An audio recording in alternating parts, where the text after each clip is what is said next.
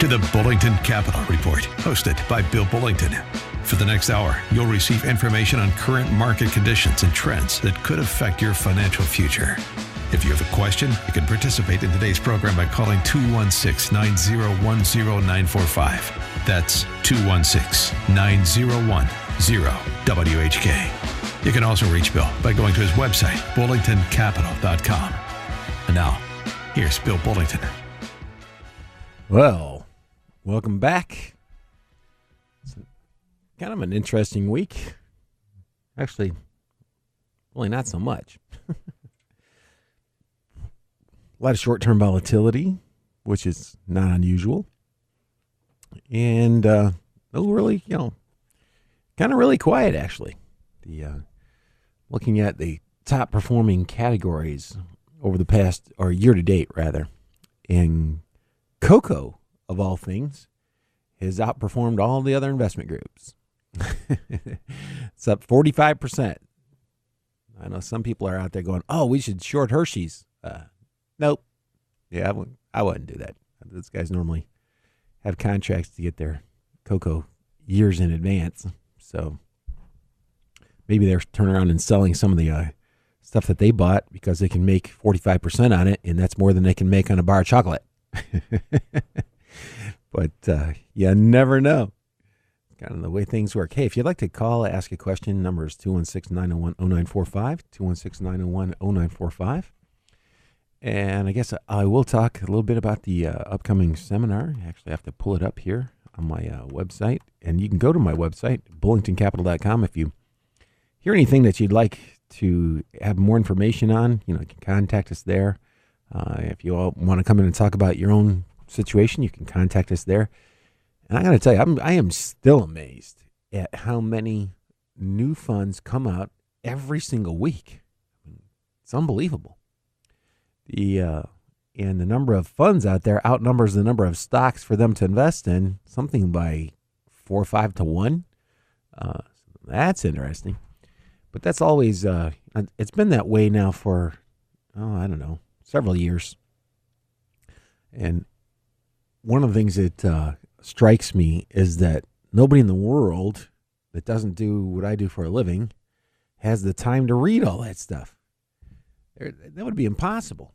I struggle to keep up. I read a lot, and I read fast. So I don't know how you do it. I really don't. I just don't know how anybody would do it anymore. There's too many people working in this industry and doing too many things.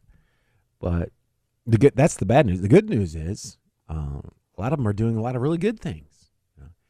It's hard to tell the difference between a good thing and a bad thing. And oftentimes nobody does anything. Well, I shouldn't say nobody. Most businesses don't bring out products that are bad products intentionally. The vast majority of them have great intentions. Oftentimes it may not work out like they think it will. And oftentimes individual investors aren't aware of what they're doing and how it should work. That's probably the biggest problem. Because individual investors have the assumptions that they have a tendency to make are not actually how the markets actually work. And markets are very counterintuitive, in other words, confusing. So especially when you're just getting started, or if you haven't been doing it for an extremely long time and you have a lot of experience, which is one of the reasons we're doing the seminar, which we do these, I don't know, probably every 8 to 10 weeks. And this one's May 10th. That's a Thursday evening. Going to start at 6:30. By 7:45, I guess we'll actually be done. I'll hang around and answer questions. Yeah, actually about 7:30 I'll be done. Then I'll answer questions. I normally hang around and answer questions for quite a while. But anyway, the seminar's topic is learning basic portfolio management skills, and this is kind of important. I'm just going to cover the basics. And why am I doing this? Well, if you can learn how to manage investments or learn how portfolio managers manage investments, it gives you a better understanding, can help you avoid running out of money during retirement. And by the way, I'm really fond of saying you learn to manage investments so that you don't have to. You learn to manage them so that you can pick out someone to help you with. Because like I was talking about a couple minutes ago, the number of funds that are being created, the strategies are enormous, and keeping up with that is a significant amount of effort. And it's not that you just want to turn that over to somebody without, well, I guess a lot of people do that, but if you know what you're looking for, then you can more easily help pick a financial advisor. And just a real quick example. Last year, large cap growth, the Googles, the Apples, the Amazons, the funds that invested in them, it was up over 30% last year. That was a top performing category of the major categories. Of the major categories, of U.S. major categories, small cap value came in the lowest at only 8%. So anybody that invested in that would be really upset. And most people have been transferring their money over to the one that was up 30, which, by the way, this year is not doing nearly as well. And that's part of the process. But if you understood that, none of these things move in lockstep, and if they did, there would be no financial services industry. You just go put your money in the fund that everybody else is buying, and everybody else will get the same returns. That'd be it. You'd be done. Oh, maybe one day it'll actually get to that. I don't know. Yeah, I kind of doubt it. But in the meantime, understanding that you put money in a small cap fund that is more value oriented, it may not do well for fairly long time periods. And then I'm going to get asked the question, well, then why do you do it? Because eventually that category will be the leading category. And then I get asked the question is, okay, when? Well, if I knew that, I would not be working. Yeah, you don't know when. You don't know when something's going to outperform. It's not possible. And you'll get somebody every year. The media likes to pick out the handful of people that called whatever move happened in the market, and they like to, put them up on a pedestal. They almost never repeat that performance. And the media does it intentionally. I mean, it's done that way to sell ads and to get your attention. That's okay. I mean, I guess as long as you know that, as long as you're aware of the fact that that's kind of how that works, that's fine. But anyway, so we're going to have this seminar. It's going to be on basic portfolio management skills. I'm going to show you something that hasn't been duplicated yet. I've talked about it in the past, but I'm going to dive a little bit into more detail into this management philosophy. It's the only one of my strategies, incidentally, that hasn't been copied at some point. I started, 6 years ago, maybe 7 years ago, building my own models because they didn't exist, and now they do. Outside of the ones that I built. There are models out there that are nearly identical to everything I've done except for one. There's one that hasn't been done, and that the likelihood that this one's going to get copied is extremely remote because of the types of stocks that we're looking at in the strategy. So we're going to talk about that at the seminar. We're going to go over it. And if you were looking to pick stocks, this would be a great way to be able to pick stocks intelligently, knowing something about the company. I get a lot of calls here in the station, and people ask, what do you think of XYZ company? What do you think of XYZ stock? Yeah, and I'll look up. I use the same tools I'm going to be talking about at that seminar, and I'll look it up. And oftentimes, I'm talking to people, and they have no idea whether or not the company that they're talking about has sales. They don't have any idea. And if the company does have sales because it's a recognizable name, they oftentimes don't know how much in sales they have. They don't know if they've generated any cash. Are they profitable? And to invest that way, that's not investing. That's gambling. That's absolutely gambling. When you're putting your hard-earned money into something and you have no idea what the company's sales are and what their profits have been, you're gambling. And I know that's probably tough to hear for a lot of people. And this is what's called tough love. If you don't know what a company has sold and how much money they've made, you're not investing, you're gambling, and that's tough love because it's honest and it's the truth. You don't know what you're doing. You have to know those two questions. It's not that hard, by the way. You can look it up all over the internet now. There are tons of places to find that. So tough love, yep. If you don't know how much business a company has done, whether or not they've been profitable, you're not an investor. You're gambling. I'm not a big fan. It's hard enough, even when you know what you're doing, to throw stuff at the wall. I just don't understand to go and look at what the past performance was and make your decision based solely on that. Not a good idea. Those are the types of things we'll be talking about, and that's what portfolio managers are trained and hired to do. And a lot of what they're doing is really not that hard. It really isn't, particularly today with all the information that we have at our fingertips. Now, when I first started in the business, and you had to go and pull up these reports by hand, if the internet, nobody had a website yet, so you could to get an annual report, you had to call the company, you had to look up the information. It was published in a Standard & Poor's book. Most libraries had one. Well, I shouldn't say that. Some libraries had one. One in Parma had one in downtown Cleveland had one, and a lot of the other ones around the area didn't. So it was really tough to get a hold of the information. Today, we don't have that excuse. That information is there. It's available for anybody. And I'll just show you how to use it.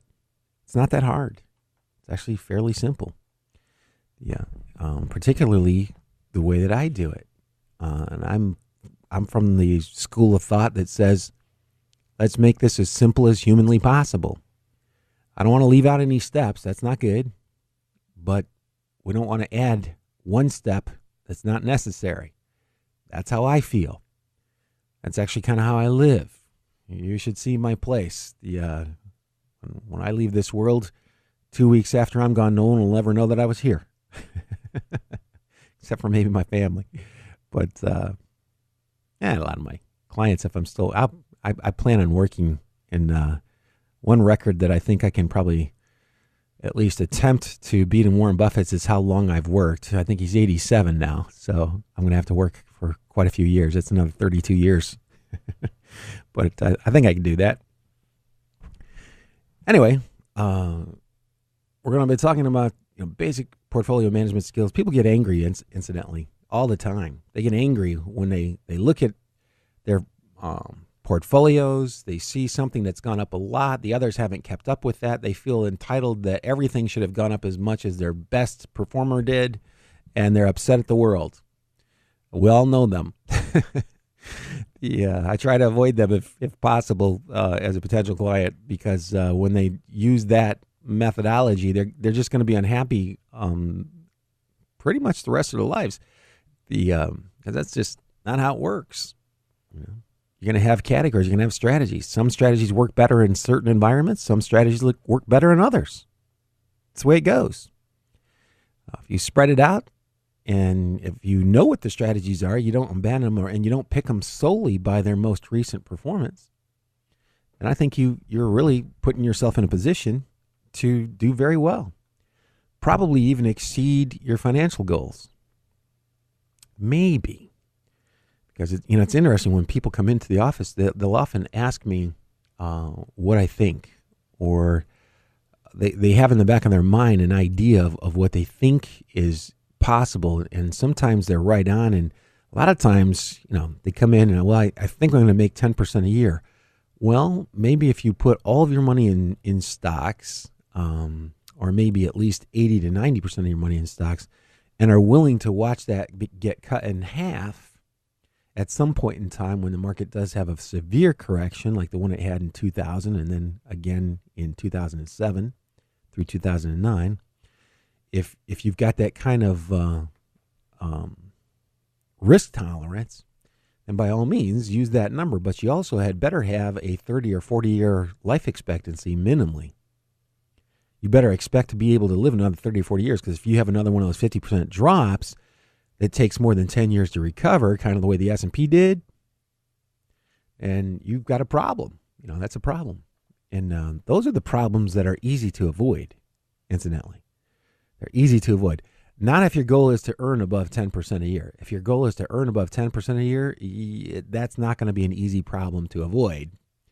Having significantly volatile returns at those rates is almost a given. And so now that you know that, you can start working on what you can do. And there are some really good things. And there are some investments out there that may do better than 10%. In fact, you look long-term averages, that's right around where small cap value has been. That worst performer from last year, its long-term performance is a whole lot better than the one that did the best last year. Long-term performance on that is a lot better than the best performing category of last year. So at some point in time, I think probably all other things being equal, when that pendulum swings back the other way, people will be really happy that they didn't abandon that. And your rebalancing, by the way, would have you adding a little bit of money to that each year that it was underperforming. And that's one of the concepts we'll be talking about also at that seminar coming up on May 10th. What should you add to if your strategy is a good one, if it's a good solid strategy? How do you know that? What is good and solid? Well, I'll actually come back to that after the commercial break, because we're getting too close to start that conversation. But a good solid investment strategy, and if it's had a bad year or two, it's not uncommon for a good solid strategy to underperform for 3 to 4, even 5 years. That's not uncommon. That's what makes managing money tough. Really tough, because you're doing all the right things and you're getting beat until one day that pendulum swings back the other way in your favor. Hopefully. You can't guarantee that either. Actually, you can't guarantee anything in my industry. You can almost guarantee that there will be volatility all the time, but we're not allowed to make guarantees. So you hear people say, though, this is guaranteed. You're working for an insurance company. We'll talk a little bit more about that when we come back from these commercial messages. You're listening to Bill Bullington right here on 1420 The Answer. Don't go away. And there's no one else around while I'm lying here.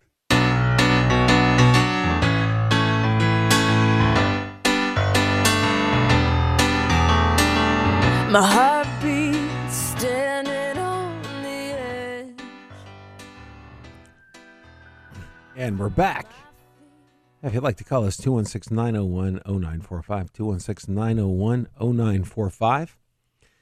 And we're just talking about basic portfolio management skills, different types of things you can do for your investments. Trying to keep a level head, that's pretty difficult to do, especially when you're in a couple of sectors that are underperforming. By the way, if you're diversified, you're almost guaranteed to have some underperforming sectors. You're guaranteed to do that because there's only going to be one that wins. And if you're holding more than just that one, that's difficult. It's not difficult when you realize that that's kind of how it works. And in the long run, what you're really looking for is a blended return that you can live with, that can generate enough money so that you don't run out of money during retirement. It's kind of what we're looking for. And again, there are lots of ways of doing that. We'll be talking about some of those at the workshop. I've got a call, by the way. If you'd like to call in, the number is 216-901-0945. And Phil, is this Uncle Phil? Yes, it is. How you doing, Bill? Good. How are you? Good. Hey, Bill, what is going on with consumer staples? I'm using the same amount of soap, and I'm going to Costco, and I'm buying like I've always have, but, geez, they're getting trashed. Yeah. Well, that was one of those groups that did really, really well, better than they probably should have. And they had their outperforming cycle. Now they're in their underperformance cycle. A lot of them got to positions where their valuations were not cheap. By the way, at this next seminar, I'm going to be doing this thing for a long time. There's a formula that I'm going to use, that I'm going to show everybody how to use. It is really simple. It's you can look up the data in a number of places, but if it takes it much longer than a few minutes once you've got your routine down, then you're probably just goofing around. But it would tell you exactly what I'm talking about, because if you look at like the Colgate Palmolives of the world, if you looked at Sherwin-Williams, you'd have been going, holy cow, wow, why are they selling at such high prices? Yeah. And so you would have avoided most of that, or the funds that you were in, if you were doing this on your own, you would have avoided that pretty easily. But anyway, there's this formula that you can use, and it's basically, we're looking at a measure of cash flow. It's called EBIT. You're going to divide it by the enterprise value, which is the cost of buying the entire business. That gives you a yield, and the yield you can now compare to CDs or other stocks. Some people get upset when I say CDs, because you've got these guys that like to look at everything under a microscope. And it's not perfect, because you are going to have to pay taxes on the money, but you have to pay tax on interest on a CD too. So sure. Anyway, it's a really good tool to be able to evaluate, and then you would kind of know what I was talking about, because when you went and pulled up the holdings in that the ETF or that sector, you would look at it and go, oh yeah, those are kind of overpriced, but when it was going up nicely, it's great. When the pendulum starts swinging back the other way, which is what we were talking about a little bit earlier, it always does sooner or later. Valuations always come back down. I'll give you a good example. I just got back from the editor, the second portion of that email I sent out on. You got the first one, right? One on the earnings yield? I don't think so. Oh, I'll have to resend it. We send it to everybody, but I'll make sure you get it. So the second part of that was, I was talking about this I was looking at Netflix, and Netflix I love Netflix, by the way. I think it's a phenomenal service. And some of the people I've been talking to about this were literally getting upset with me because they love it so much that they bought the stock. And I'm saying, listen, Netflix has an earnings yield, okay? If you took that cash before interest or taxes, if you took that cash, I take it back. I used Netflix's earnings per share. That was they paid taxes on it. So I took their after-tax profits. And if you divided that by the current share price, your yield is 1/2 of 1%. 1/2 of 1%. Okay. And so what the normal reaction I get is, well, yeah, but if I had that kind of money, I go, yeah, if you had that kind of money, you could put your money in a 10-year treasury, get 2.8. You would get literally 10 times the return that you would get from owning every share of Netflix. Now, does that sound reasonable to you? And there's this thing called cognitive dissonance that starts to take place. I'm shaking the core of their belief system, and they don't want to give it up. Sure, I understand. But do you want 0.5%, or do you want 2.5%? I mean, it's right. Not a trick question. And realistically, the long-term average for the stock market's been a 5% earnings yield is the average. Anyway, long story short, I can do that formula if I'm showing it to you in about 30 seconds. Okay. Yeah, and Netflix is grossly overpriced. If you looked at Sherwin-Williams, overpriced. Colgate-Palmolive, overpriced. Clorox, overpriced. The only one of the really big consumer staple companies that's not overpriced is Procter & Gamble, and it's a little bit underpriced. But gotcha. Yeah. So anyway. Isn't aren't you overlooking the growth though? See, here's the thing: you can grow your earnings per share without growing sales. If you have a ton of sales, and this is basically the story behind Procter & Gamble. Procter & Gamble had 150 or 180 different product lines out there. I mean, I don't know who keeps up with that. So they started cutting them back, and sales started going down because they were selling off businesses. A big chunk was Gillette. Gillette couldn't protect their patents on those razors anymore. Okay. And so you got a lot of other competitors coming out now. And this is actually several years ago. So Gillette's a standalone company again because it was hurting Procter & Gamble's profit margins. So here's what you do to create, if your sales aren't growing organically, and this past year they did get up to like a 3% growth rate in organic sales growth, but they're still shutting businesses down, and they're taking their excess cash and they're buying back shares. When you buy back shares, that's a smart thing for your management to do. If you're having trouble growing in the markets that you're in, and a lot of the markets in there, and they're the dominant player. They're the 800-pound gorilla. I mean, I don't even know if anybody else has one of those magic eraser products. I haven't seen a generic one yet. I'm sure that somebody's got one out there. But they dominate a tremendous number of the fields that they're in. So how do you grow if you're the dominant, if you're the one to beat? It's pretty difficult to do. So if you get to that point, you can start to get rid of underperforming divisions that may be holding you back. Some of them are, not all of them are making money. That'll cause your sales to go down, but could cause your profits to go up. And if you're buying back shares carefully at the same time, you're going to get the earnings growth to go along with that, despite the fact you're not having double-digit sales growth. Gotcha.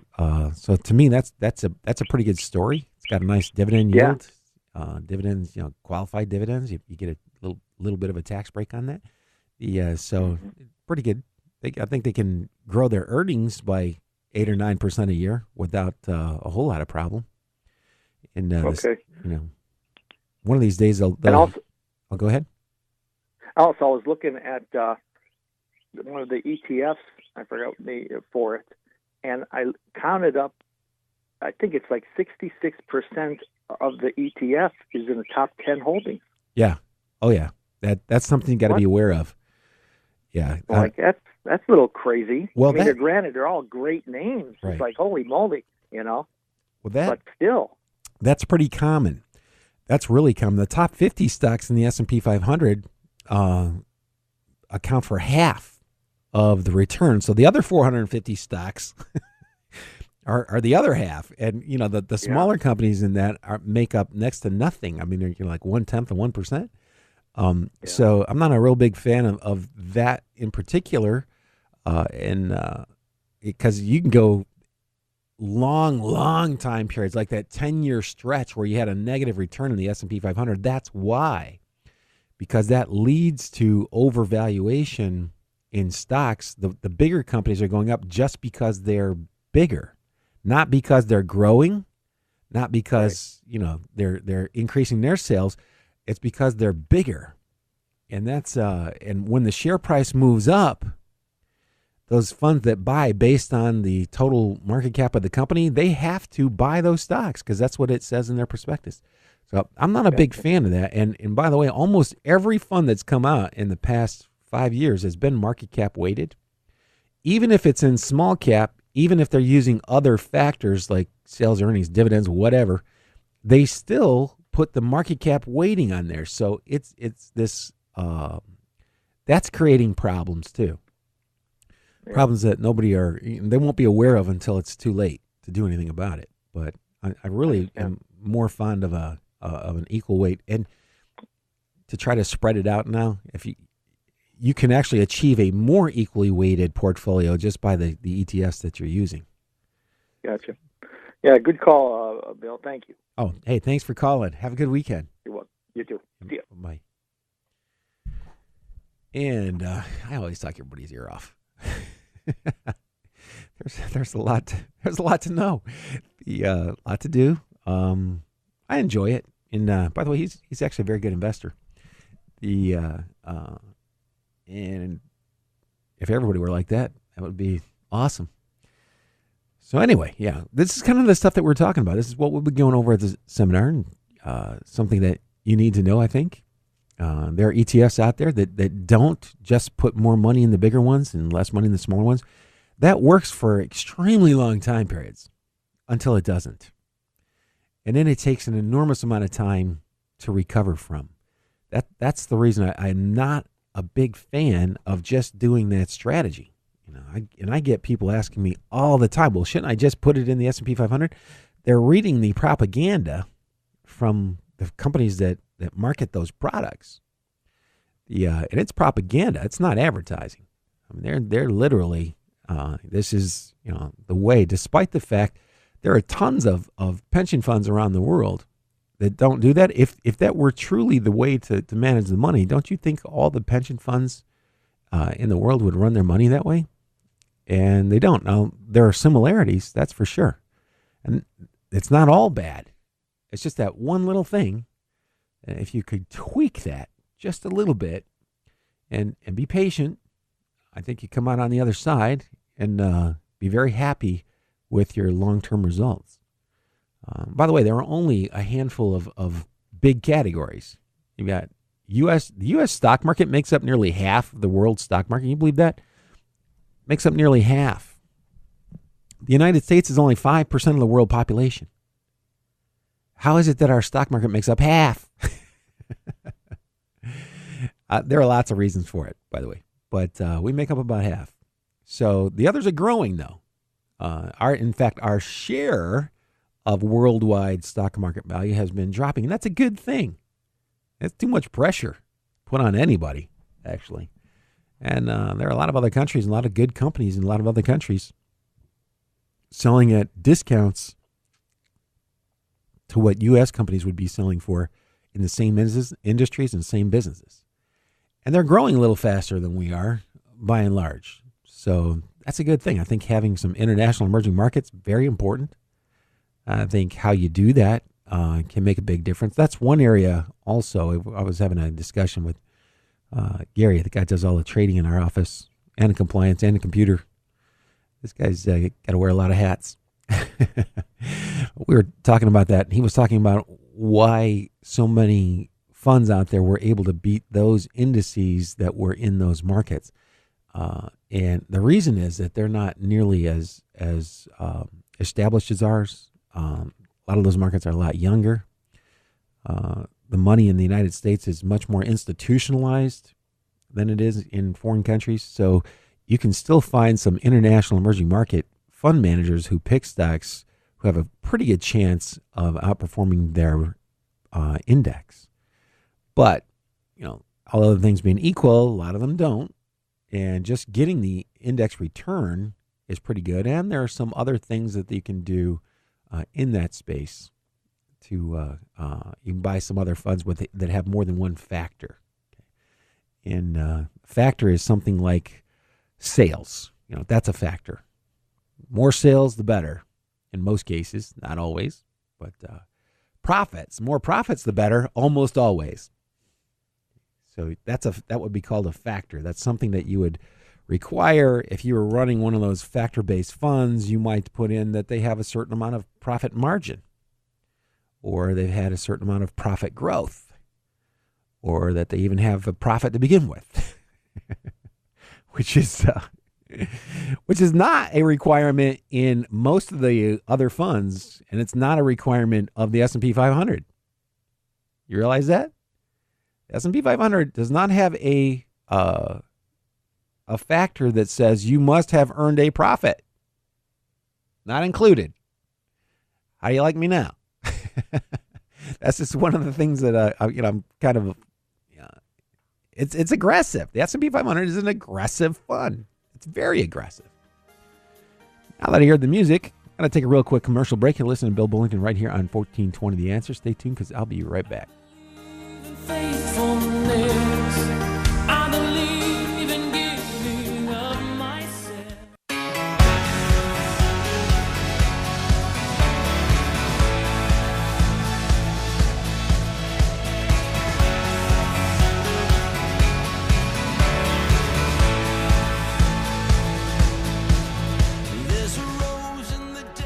And we're back. Hey, if you'd like to call in, got about 15 minutes here.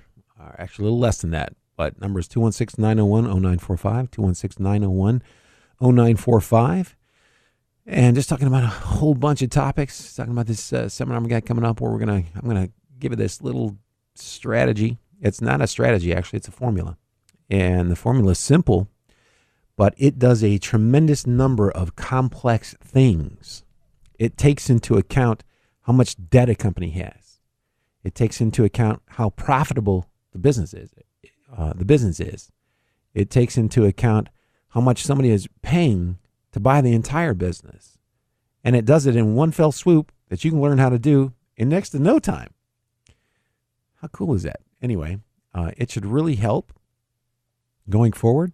You can kind of see, you can look at, we were talking about Netflix a little earlier, how I was looking at it and going, wow, that's, people really love that stock because it's going to have a really, really hard time maintaining its current share price, in my opinion. And at the seminar, you'll know why.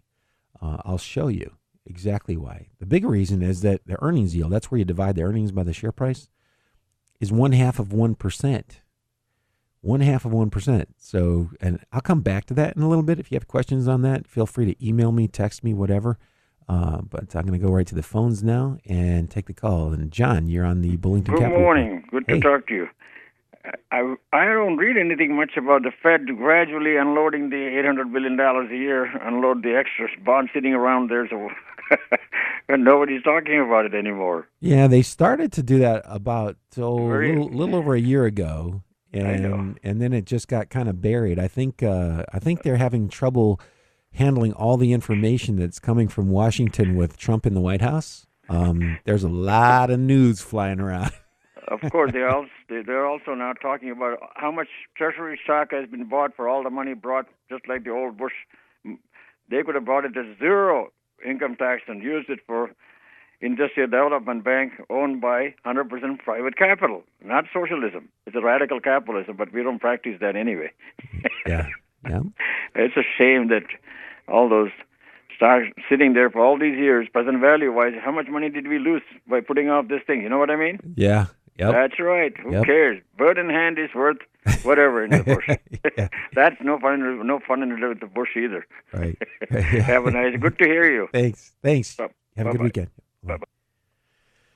Yeah. Anyway, I know what he's talking about there. There is the balance sheet's pretty huge on the governments, but you know what? As a percentage of GDP, it's actually been higher at certain points in time. And it's the amazing thing.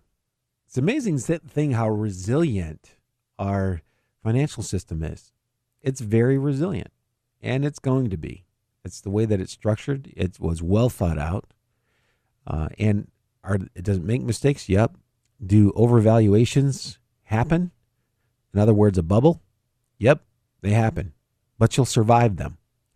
And if you learn how to navigate them, you can survive and basically can do pretty well. So, but it's not all that easy. Really not that easy. By the way, I'm just looking at my poor old J.C. Penney. That stock has gotten beat. Down to $2.90. I think my average cost was around $7 on it. So that was, and I bought some leaps on it that expired worthless. So, but look at this. Revenues went up last quarter. They were up a little bit. That's hard to do for a retail chain. Get your stores to increase their sales in this environment. Anyway, they're up just under 2%. The earnings, they had a loss, but it wasn't nearly as much. So the loss was, the gain in earnings was 31%. They've got a lot of debt, but they still have a lot of cash too, and they generated a lot of cash flow. So you've got revenue, $12.5 billion, and the company's selling for $900 million. The entire company, the value of the stock, rather. It's right around $900 million. So if these guys survive, I could see that stock going at least back to 10, where it was just not that long ago. And it's under 3 now, so that's pretty good. Things look like they're going in the right direction. We'll see what happens. But in fact, I might just buy some more of that. I think I will. When I say stuff like that, I am not loading up on. I don't do that. I never do that. I don't think that's a good idea. And if I looked at the my formula here, by the way, the cash flow that they're generating is not high enough to actually get in there yet. So this is highly speculative. It's just the fact that, I'm buying it like a lot of people buy it. I look at it and go, okay, well, they might have a difficult time, but I think they have a name brand. You can't put a value on that. I've been in the store several times to pick up different things and to check on my stock and to see how things are going there. And they've made some changes. They're trying. They've brought in some new people at the top a couple of years ago. Some of the stuff that they're doing is actually starting to work a little bit. That's good. The revenue growth in, like I said, an environment like this with the kind of stuff that they sell, those are tough environments to have anything. That's a pretty good thing. And I'm just looking at this is interesting. So the accounting book value per share is $4.44. The stock is at $2.90. But, that's just, if you're an accountant, that is not a really good number. You're going to have to take some stuff off that. The tangible book value per share is $2.58, so it's actually still below there. But anyway, I hate boring everybody to death like this. But, quite frankly, there's really not all that much happening. So I will actually, because we've only got about 10 minutes here. I did want to cover one more time. I'm going to go over, I got about 5 minutes. There's a formula I'm going to be covering, and I'll be talking about it on radio shows in the future. I put together a little model, one that's not going to be duplicated. It's not going to be duplicated by anybody. The others I've done have been duplicated, incidentally. And I did just pull up the number of stock mutual funds in the United States, 30,000. Okay. There are only 3,000 stocks for them to invest in. You have 10 times the number. So here's the deal. If you're going to have good performance in the future, and you don't want to have a 10-year negative return the way the S&P has a tendency to do every now and then, you have to do something a little different, and I think you can. You got to learn basically the basics of portfolio management. I'm going to show you a buy low, sell high strategy that I'm using. I'm using it now, and I'm going to rely on it much more heavily. And quite frankly, I'm going to use more exchange-traded funds because, like I said, they've duplicated the models that I tested that I liked the best, that I thought made the most sense and had the best returns. They're out there now. They must be listening to my radio show. I don't know, but they're out there now. So it's very interesting. Again, this one hasn't been, and it's relatively simple. If you can't get it, bring a 12-year-old with you because they've learned enough math at that point in time. And those kids, man, they're like sponges. You tell them something, they'll get it right away. They'll probably put it in the notes on their iPhone and email it to you for you. So it's pretty neat. And essentially, it's just if you're an accounting type out there, it's EBIT divided by EV, enterprise value. And I've got working on some other videos. All of those that received the first installment of the earnings yield paper that I wrote out. It was only like less than 1,000 words. So, and then I followed up with that with another example. And we're going to keep doing this on an ongoing basis because understanding this stuff is not really all that difficult. Are you going to be able to do it in an hour? No, probably not. But collectively, if you're spending 10 or 15 minutes and you do that once or twice a month, over a year, yeah, you could get it. If you concentrated, you did 10, 15 minutes a week, over a year, yep, you'll have a lot of knowledge that you didn't have the prior year, particularly if somebody's pointing you in the direction of the knowledge that's more meaningful and more useful. So that's what we're going to try to do. That's what my goal is going forward. Try to give you the stuff that's most meaningful, most useful, so that you can free up your time. You can improve what you're doing, feel more comfortable about what you're doing.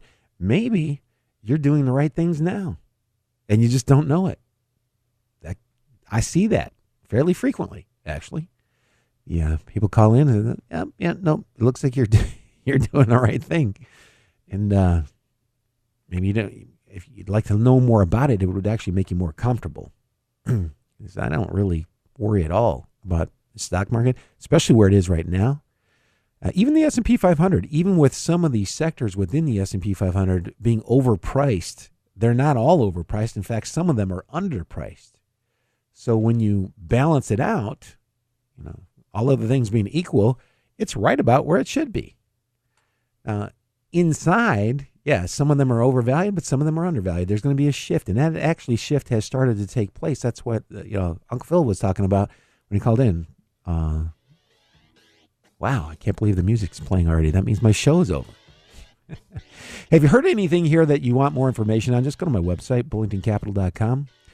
That's where you can find me. Other than that, have a good week, everybody. Good luck and good investing.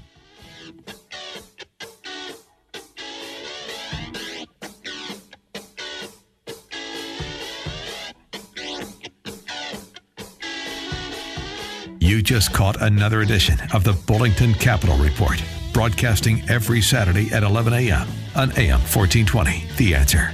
If you have a question and you'd like to speak to Bill personally, you can call him at 330-664-0700. That's 330-664-0700. Or online at bullingtoncapital.com.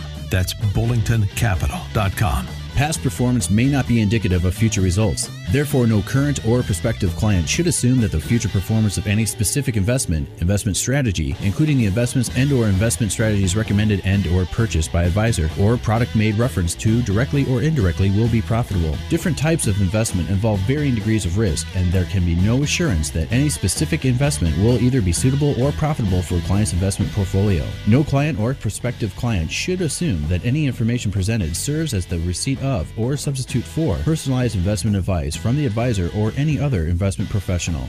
The preceding program has been paid for by Bullington Capital Management, LLC.